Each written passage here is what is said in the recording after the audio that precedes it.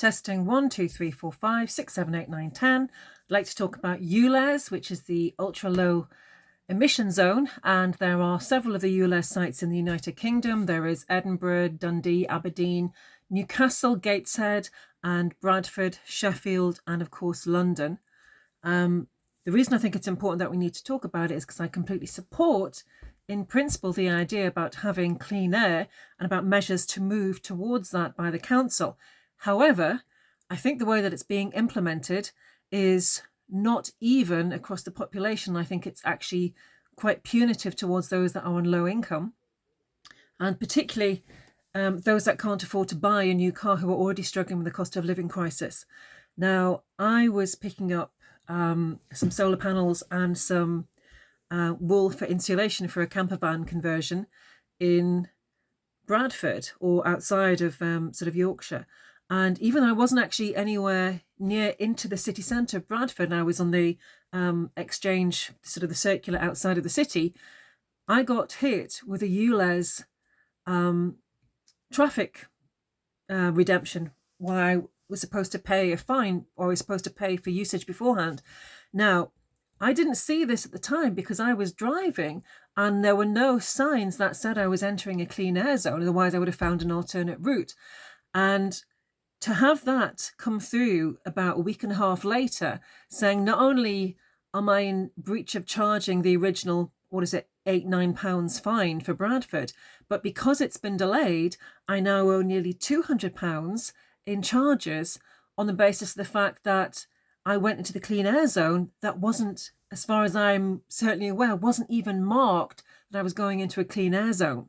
Now, this is something that I've seen about in the press, and I've seen people complaining about and talking about how this is an issue. And in London, there's been lots of protests about ulez, including people who've actually been vandalising the cameras. And at the time, I thought that this was part of quite a divisive thing that was in essentially part of the culture wars. But the problem is that unless councils and the government is actually being transparent about the charges that they're bringing in, it will really, really piss people off if they are seen to not be even-handed in doing this. And some of the arguments that I've seen about people, certainly online, was that they're being told that this is all about the future of the planet and, trying to save people's lungs, the next generation or the generation after that, and that's why we should be doing it. Now, the problem is, I was in Newcastle city centre 2 days ago to pick up some medication for my dog, and I was avoiding the city centre because I saw a sign that said the ulez zone, and I could either go into the city centre and pay a shocking £12.50 to access a 200-yard route on the bottom of the quayside up to the swing bridge and then to Gateshead, or I could sit on the motorway and add an extra 30 minutes to my journey time. Now, I had it in a route planner, and I could see what the length of time to my destination was. And obviously, the Google Maps, or whatever it was actually working out the fastest route. And it had given me a path to go into the underpass, which I think was the one that was avoiding the ulez zone going into the city centre. But as a consequence, it was absolute bloody gridlock. I mean, you couldn't, it was like, bumper to bumper. And not only did it add more time, but I was thinking about this, the whole point about the ulez was to increase the quality of the air that we breathe in the city centre. The idea being that we remove older vehicles, we remove the traffic, and we have this kind of a penance on older vehicles that, as long as you get sort of a new vehicle that has quote unquote sort of, clean air, or is of a modern engineering design, that it doesn't have these pollutants in them regarding the engine exhausts, that they will not allow you into the city centre without a penalty charge. Now, the problem with that is that only works when you're talking about the emissions coming out of the car engine.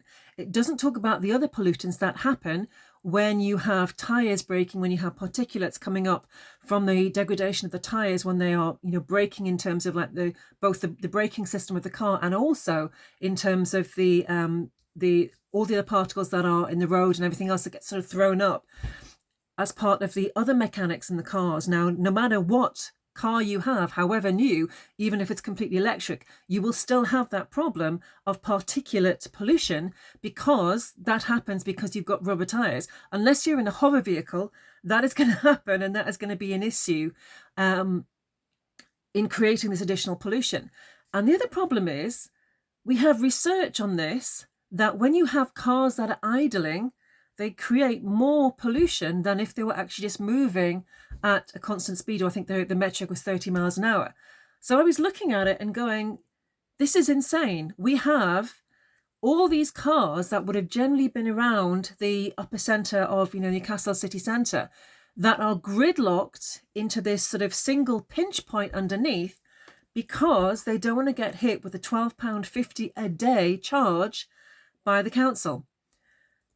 And I remember thinking at the time that this was completely bonkers, that this is something that it seems to have been looking good on paper, but the actual practical applications of it are that it penalises people who are of lower income, who have less means to be able to pay that charge.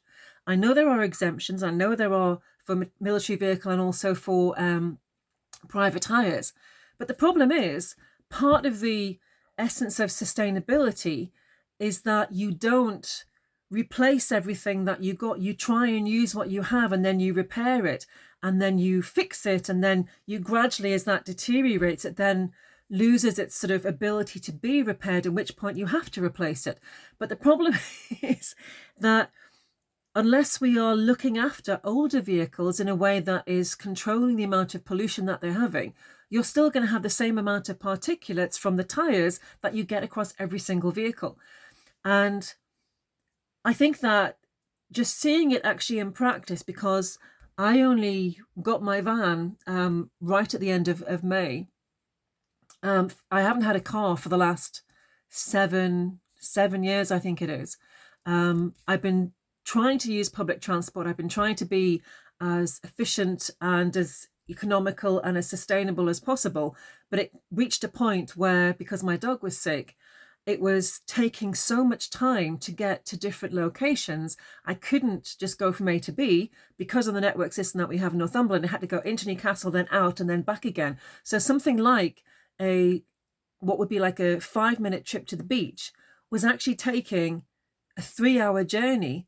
And the whole point was just to sort of take the dog there so we can get in the water and, be elevated. And, he's got arthritis amongst other things as well. So that was the point behind that. And the idea that you've got journey time of 3 hours versus essentially 5 to 10 minutes, it's completely bonkers when you're trying to do your life and you're not dependent on essentially a transport system that is based around cities. We can't have it both ways, where we say that, we are going to penalise people for having cars, while at the same time not supporting that infrastructure in terms of the transport development and making sure that we have a robust internal intra-city, intra-town, intra-location transport system. And the other problem is that when you make the decision to purchase a car, if you are on low income, you are automatically putting yourself out of a bracket about getting high-end and new vehicles. You are looking at getting older, 10 years plus, which will have additional mechanical faults with them. But the whole point is that you are then trying to find ways to repair that system. If we think about it in terms of like a washing machine, and the EU brought in these right to repair laws recently, we could go out and, have a new washing machine every 2 years, or we could get one washing machine and then repair it and replace parts rather than replacing the actual system itself. Now, obviously, that keeps the operating costs down for the people who are using the cars, but also it means that you are then recycling perhaps vehicles that have been written off in insurance, or their engine's not working, but the rest of the car is actually still functioning. You don't have to go out and buy an entirely new car. You can replace the parts that are not working and then keep that car on the road, which means that you're not having to buy an entire new set of materials to replace it with another vehicle. And I think this is kind of lost on people who are in the Green Party in particular. And I say this because a lot of the people in the party come from affluent, middle class, well educated backgrounds, where for them, if you are in a salary, if you've gone to university and you're getting a salary that is, give or take, above the average mean of the population of the United Kingdom, then for someone like that to buy a new car, that's not a huge deal. But for someone at the lower economic level, then it's a huge investment. And it's also something that I certainly found was an absolute lifeline in terms of actually getting back in and getting around and getting out. Because part of the problem that I have, as well as the dog being ill, is the post-COVID isolation and everything else that goes along with that. And it's really hard to describe how much of a freedom it was to get a car again when I could literally 3 o'clock in the afternoon go, okay, I'm going to take the dog to the beach. I'm going to take the dog to, the park, or I'm going to do something, or I'm going to go shopping, or I'm going to do something along the lines where I wasn't sort of tied in to having to, first of all, plan my route, get a bus schedule, wait for the buses coming, because I've been so frustrated over the last, few years where the timetables in Northumberland have been particularly irregular. There have been times when I've been waiting for buses and, the X10, the X11 going into town, sometimes just doesn't even come. And then you're not even getting a warning. You're not even getting a, you can sort of see the little apps that the buses are sort of moving around. You don't get a warning saying this bus is no longer in the route. It just doesn't turn up. And when you're trying to be a professional and you're trying to apply that into a system where you are, trying to get from A to B, you've perhaps got either interviews or you've got auditions, or you're meeting people, or you're doing something which is in a professional capacity, and you are reliant on a public transport system that is ineffective and you cannot trust it, essentially, then you are in a very vulnerable position, because you're then completely dependent on whether or not a bus turns up. And if it doesn't, you either have to get there an hour and a half early and sit around twiddling your thumbs or finding something else to do, which, if you've got the time to do that, fantastic, great. But if you're trying to do other things in terms of a schedule, it makes it very, very prohibitive in how you actually plan things. So if you have a vehicle, you have obviously the freedom to travel anywhere that you want at your convenience, at your leisure. And if you have children, and young children in particular, I have a colleague who was also, we did a transport experiment where we tried to get from A to B using the public transport of Northumberland.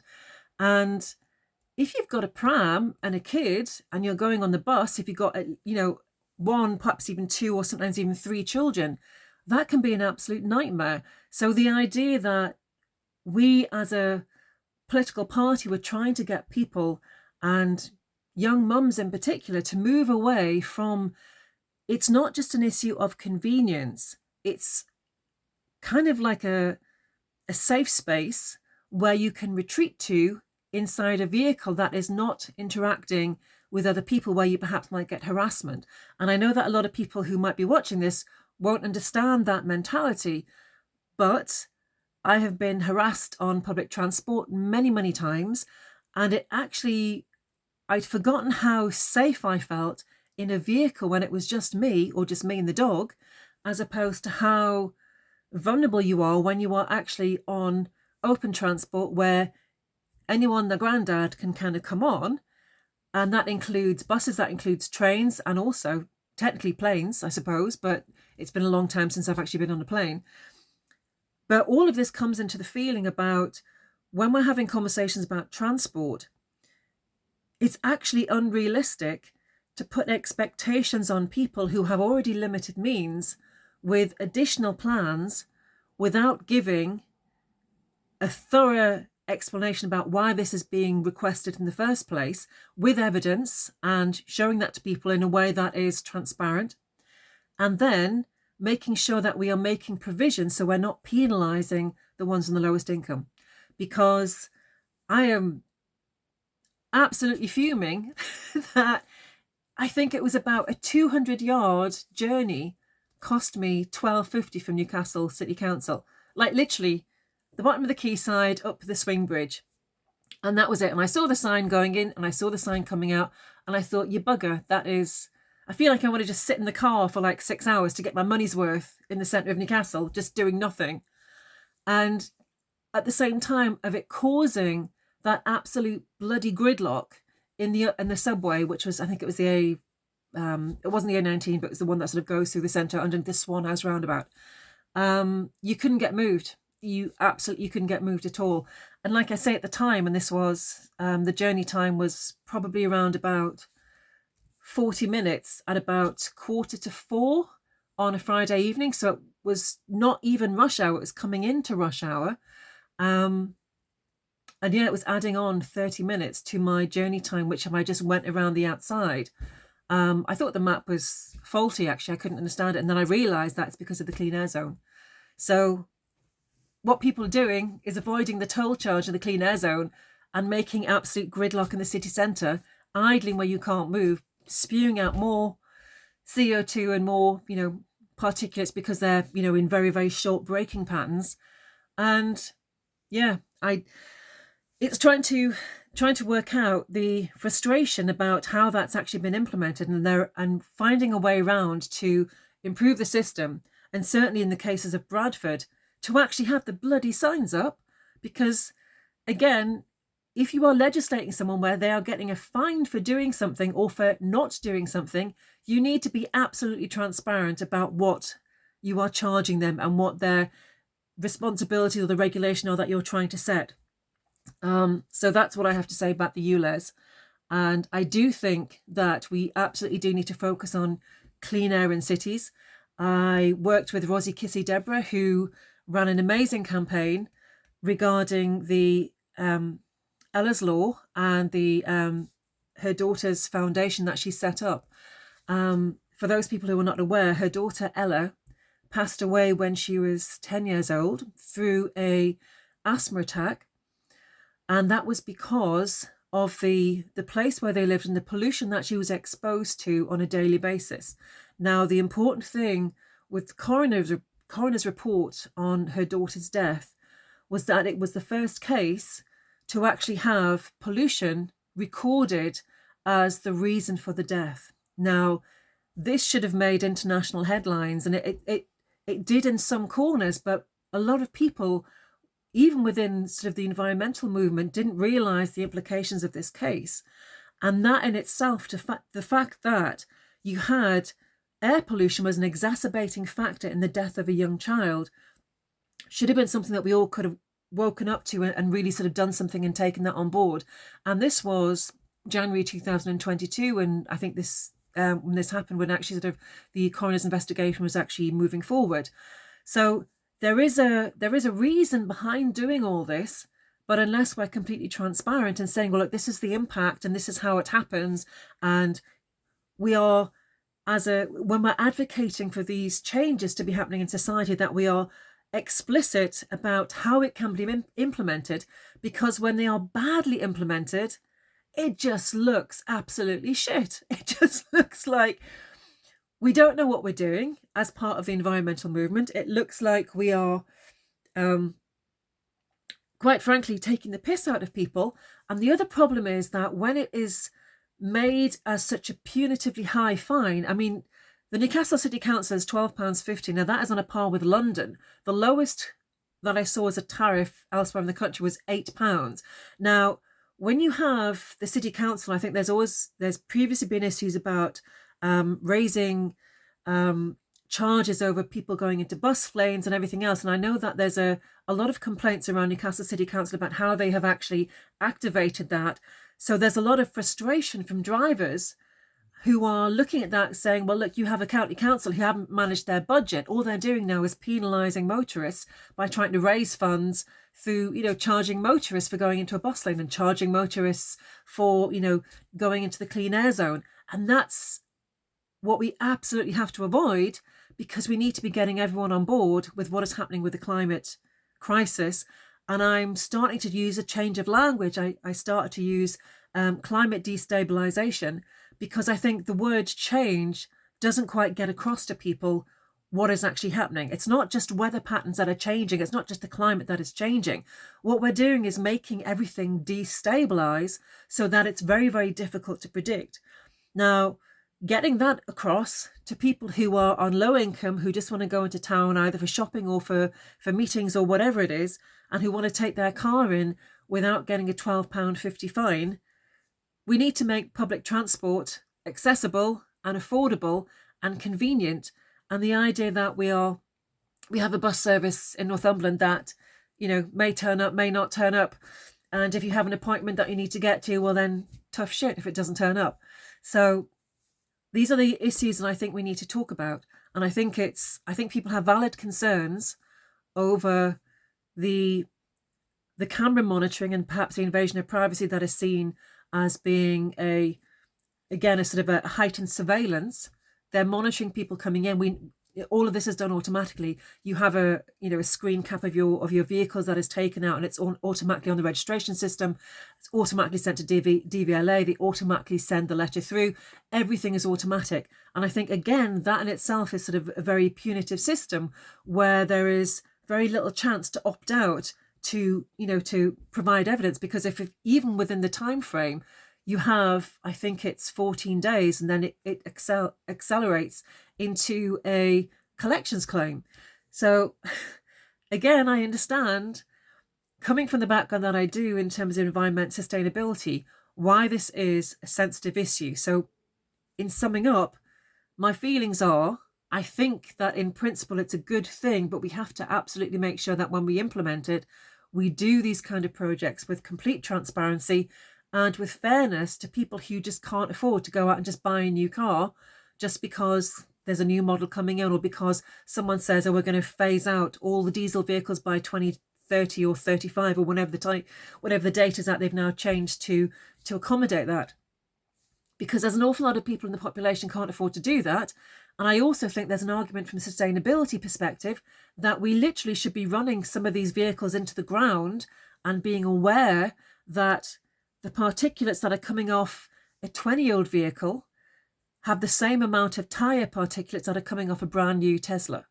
So yes, they're going to have different fumes coming out the engine in terms of making sure that you are being careful about what you are putting into the atmosphere regarding the engine fumes, but the particulates from the tyres is exactly the same. The movement of, the dust, because there's a vehicle on the road in the first place, is exactly the same. And I think, again, we have to be careful about how we're having these conversations to make sure that we are being transparent and ethical about why we're trying to implement this in the first place. So, yeah, I might give you an update about what happens with the case in Bradford, but I was absolutely fuming that the lack of signage, and then to get that through, bloody hell. I just understand why it's very frustrating for people. And I take exception with people who are, well, certainly from the climate movement, and also those on the left wing, who are demonizing those people who are protesting against this, because I think they have valid points. And I think when we are having a very sensitive conversation about sensitive issues, that the more we can do to understand each other and to understand different perspectives and why people are feeling strongly about certain issues, then we will have civil conversations and we will try and get them resolved for the benefit of the community in the United Kingdom, not just, those that can afford it. So that's all I'm going to say on ulez. So thank you very much for listening. If you've gotten this far, it's 23 minutes talking about the clean air zones. But yeah, got a lot to say on the issue as well. So also, if you can, the Ella Foundation, I'll try and put a link to the website. So if you want further information on Rosie Kissy Deborah and what she's doing on the Clean Air campaign, then you can get in touch with her. She's an absolute stunning woman, so strong, and yes, all because it came from the loss of her daughter. So again, condolences to her.